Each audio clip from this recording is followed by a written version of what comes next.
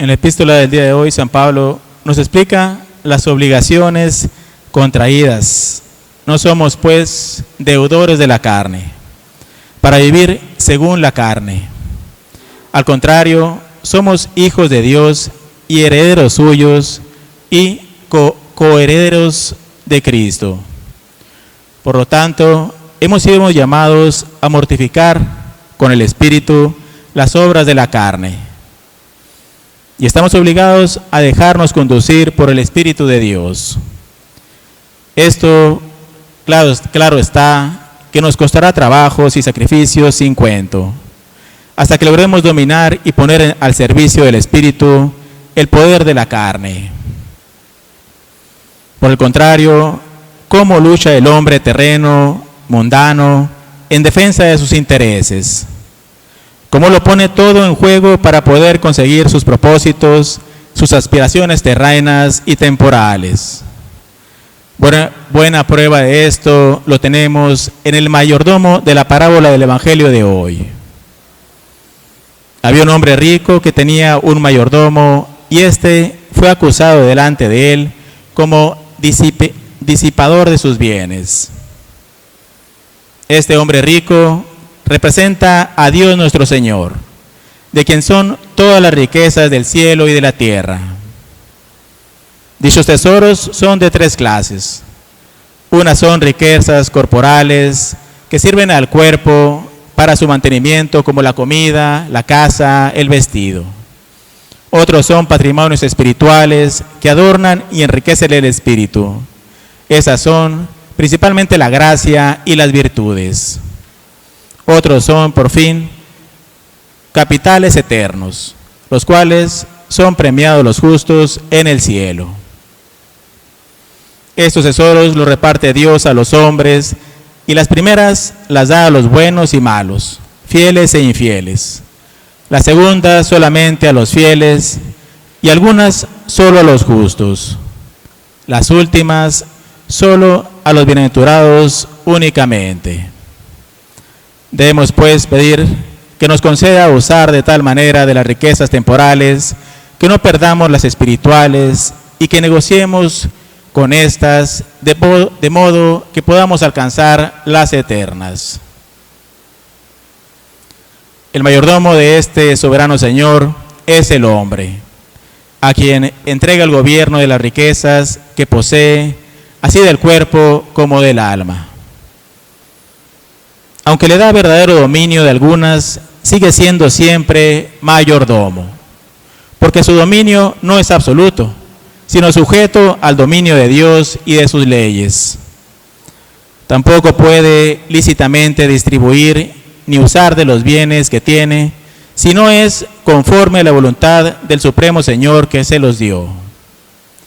Y a este Señor ha de dar cuenta y razón de todo, y eso el día que Él disponga para pedírselo, para lo cual hay un libro en que se anota lo que nos da y el modo como lo distribuimos.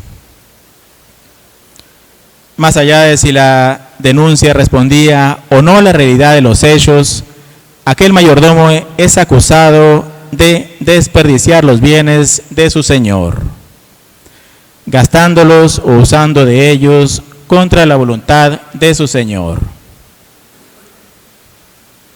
La intención de nuestro Señor en esta primera parte de la parábola es hacernos reflexionar sobre el uso de los bienes recibidos, si lo hacemos según su divina voluntad o contra ella, y contra los preceptos que nos ha puesto en su santa ley. Por estas cosas viene el mayordomo a ser difamado delante de su Señor. Sin más, pide el Señor cuenta al mayordomo y le quita el cargo. Por tanto, oigamos la voz de Dios que con sus inspiraciones y recuerdos interiores nos dice: ¿qué pecados son estos que haces? ¿Qué tibieza es esta en la que vives? ¿Qué olvido es este que traes de tu salvación? ¿Qué descuido es este que tienes en tu oficio y en las cosas que te he encomendado? Escuchemos, pues, esta palabra y corrijámonos con tiempo lo que Dios nos avisa por ella. Porque si no estuviéramos enmendados en la hora de la muerte, la palabra que ahora nos dice para nuestra salvación, entonces nos la dirá para nuestra condenación. Somos hijos de Dios y por lo tanto herederos suyos y coherederos de Cristo. ¿Qué más queremos? ¿Qué falta algo todavía? Para convencernos plenamente de nuestra inconcebible grandeza en Cristo, la Sagrada Liturgia presenta hoy ante nuestros ojos este doble modelo, diametralmente opuestos, y el del hombre carnal y el del fiel hombre espiritual, el del hijo del mundo y el hijo de Dios, el del hombre separado de Cristo y el hombre que vive en Cristo. Hombre carnal es el hombre de lo presente, de lo perecedero. Sus sentimientos, sus aspiraciones y toda su mentalidad se reduce exclusivamente a lo que existe aquí en la tierra. Está magistralmente retratado en el administrador del Evangelio de hoy. Es un hombre que solo se preocupa de sacar provecho de las cosas temporales y de los medios que para ello habrá de utilizar. En cambio, le tiene sin cuidado el que estos medios sean justos o injustos, lícitos o ilícitos. Es un hombre que pertenece por completo a los hijos de este mundo. Para él no significan absolutamente nada la vida futura, los mandamientos de Dios y una vida conforme al ejemplo de Cristo, a las máximas y principios del Evangelio. En los hombres espirituales, en cambio, aquellos que están en Cristo, que no caminan según la carne, no se encuentra nada digno de condenación, nada pecaminoso y digno de castigo. Porque la ley del Espíritu les ha dado la vida en Cristo y los ha librado de la ley del pecado y de la muerte. Grande, sublime es la vida del Espíritu. Aunque exteriormente éste parezca pobre, sin embargo, en su íntima esencia es grande y extraordinariamente rico. Obscura, insignificante, inadvertida al exterior, interiormente es, sin embargo, muy poderosa y elevada. Ella nos infunde la misma vida de Dios, nos da la santa libertad, una paz y en definitivo sosiego en Dios, que es la verdadera felicidad que se puede alcanzar en esta vida. Pues, ¿quién más dichoso, más libre, más imperturbable y más fuerte que el hombre vivificado por el Espíritu de Dios? Este tal comparte realmente, pues, la misma vida de Dios. La parábola continúa dando a conocer la actitud del mayordomo, en la cual hemos de ver, en cuanto a la corteza de la parábola, la representación de un género de hombres astutos y sagaces para los negocios, para sus negocios. Y en ese sentido, no trae Cristo nuestro Señor el hecho de este mayordomo para que lo imitemos, sino para que, al considerar la providencia que tuvo en remediar con tiempo las necesidades del cuerpo, aprendamos a ser prudentes en remediar las del alma. Porque los hijos de este siglo aventajan en la prudencia que tienen para sus negocios temporales, a la que tienen los hijos de la luz para los eternos. Y de ese modo podamos aprender de ellos. Sí, miremos la prudencia de los mundanos en su modo de vida mundana, y confundámonos al de ver la falta que nos falta en nuestra vida religiosa y cristiana. Aquellos son diligentes para el vicio, nosotros somos perezosos para la virtud. Aquellos se desvelan e inventan medios para cumplir sus malos intentos, nosotros nos echamos a dormir descuidándonos de cumplir nuestros buenos propósitos. Aquellos sin espera hacen rápido cuanto pueden, aunque sea trabajoso, no con tardanzas, de día en día, no hacemos lo que podemos, aunque sea fácil. Avergoncémonos, pues, de ser menos prudentes para lo eterno, que los mundanos lo son para lo temporal. Y dejando lo malo que tienen, imitemos con espíritu lo bueno, proveyendo con tanto fervor lo necesario para nuestra alma, como ellos lo procuran para proveerse lo necesario para su cuerpo. Consideremos el espíritu que anima a este mayordomo. En él se apuntan varios ejercicios para granjear la vida eterna. Están los que adquieren cavando, esto es, tomando por principal asunto la penitencia y mortificación de su carne con grandes rigores y asperezas. Hay otros que ganan la vida eterna suplicando, esto es, tomando por principal asunto el ejercicio de la oración, en la cual no se hace otra cosa que mendigar y pedir a Dios y a sus santos lo necesario para la salvación y perfección. Los que no son ni para ninguno de estos dos modos de vida, les resta que tomen otro tercer modo para obtener la vida eterna. Por medio, pues, de las limosnas y obras de misericordia corporales y espirituales, conformes a su talento y capacidad, porque con esas obras de caridad y misericordia se alcanza de nuestro Señor perdón de pecados y dones grandes de su gracia en esta vida y después el premio de la vida eterna.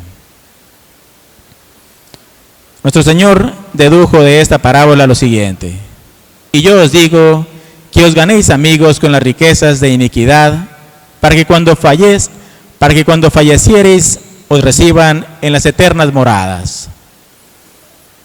En estas palabras llama riquezas de iniquidad a las riquezas temporales, aunque sean lícitamente adquiridas, porque solamente las tienen por riquezas los mundanos, que ponen en ellas su felicidad y llaman dichosos a los que las poseen. Pero los verdaderos cristianos las tienen por basura y huyen de ellas, porque son ocasión de innumerables males, de culpa y pena, a aquellos que desordenadamente las aman. Pero a pesar de esto, puede ser medio de ganar las riquezas espirituales, siguiendo el ejemplo que nuestro Señor da aquí a los ricos, diciéndoles que ganen con ellas amigos, para que cuando mueran los reciban en las eternas moradas, ejercitando pues con los pobres todas las obras de misericordia, las cuales son amigos fidelísimos y poderosos para interceder con nuestro Señor Jesucristo.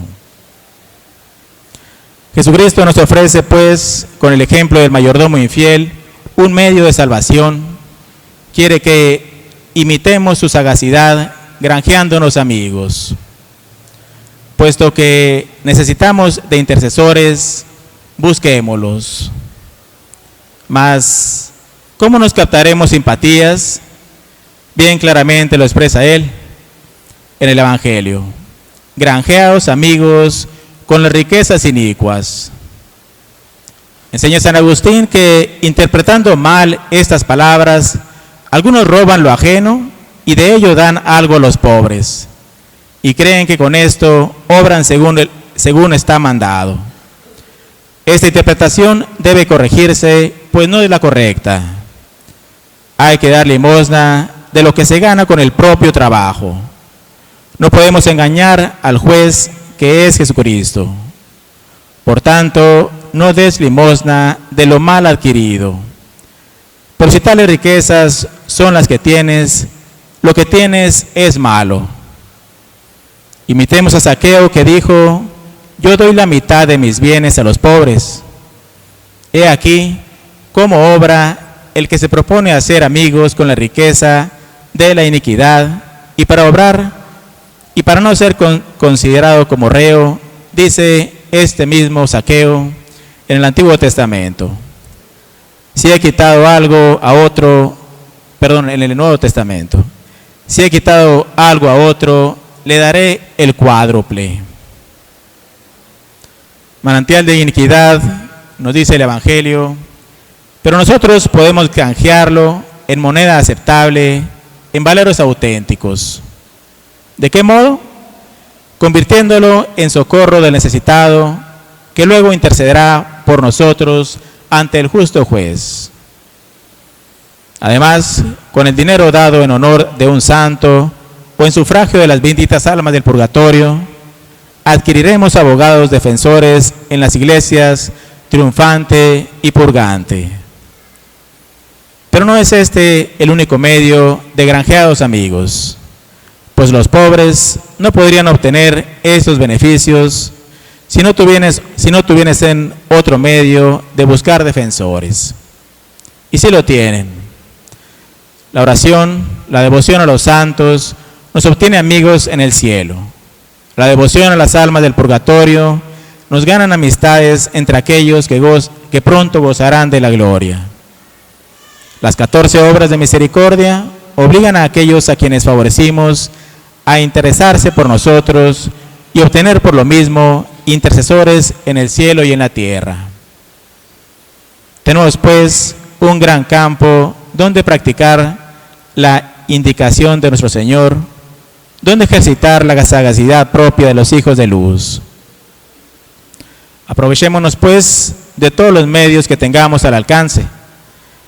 No es que debamos hacer consistir nuestra propia piedad en multiplicar devociones, en cargarnos con rezos. Pero es muy difícil para la salvación contar con la ayuda de los santos. Pero es muy útil para la salvación contar con la ayuda de los santos. Demos pues una mirada a nuestras amistades del cielo. Cada alma tiene sus particulares devociones. Examinemos si con ellas obligamos a los santos o si por el contrario nos hacemos reos de distracciones sin cuento. Sea por lo tanto el fruto de esta parábola renovar nuestras devociones de manera que las hagamos con espíritu de fervor, con una recta intención de solo agradar a Dios. Sea también otro fruto el ejercitarnos en obras de misericordia, de modo que obliguemos a nuestros prójimos a interceder por nosotros. Tomemos pues esta resolución de no hacer disponer de lo nuestro según el beneplácito, solamente según el beneplácito de Dios, y de emplear en el servicio de Dios y en nuestra salvación igual celo que el mundo emplea, que el que los mundanos emplean en buscar riquezas, honores y placeres. Para concluir, tengamos en cuenta la continuación del párrafo del Evangelio de hoy. El que es fiel en lo mínimo, lo es también en lo mucho, y el que es injusto en lo mínimo, también en lo mucho es en lo mucho. Para que no despreciemos las pequeñas faltas, pues esas son el camino que nos conduce a las graves. Y tampoco dejemos de cumplir con las pequeñas obras que se nos presentan día con día, para que logremos también ser fieles en las grandes obras, para que por medio de estas nos ganemos el cielo. Ese se los deseo, así sea. En el nombre del Padre, y del Hijo, y del Espíritu Santo. Amén.